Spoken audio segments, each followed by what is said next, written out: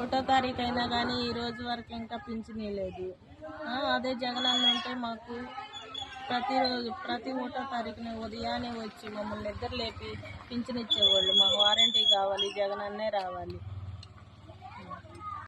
మేము దేక్కుంటా వెళ్ళి పింఛన్ కోసం పడిగాట్లు పడి ఇదంతా మా వల్ల కాదు. మేము మళ్ళీ వెళ్ళి జగన్కే ఓటేసి జగన్నే గెలిపించుకొని మళ్ళీ వాలంటీర్ని తెచ్చుకుంటాం. చంద్రబాబు మాకు వద్దు, జగనే కావాలి. జగన్ మాకు చాలా చేశాడు. వాలంటీర్లను పెట్టాడు, అమ్మఒడి వేసాడు, చేయూతనిచ్చాడు, వికలాంగులకి పింఛన్లు పెంచాడు. పింఛన్లు వాలంటీర్ల ద్వారా ఇంటింటికి వచ్చి కోడి గీయక ముందే ఇచ్చారు. తలుపు కొట్టి ఇస్తున్నారు.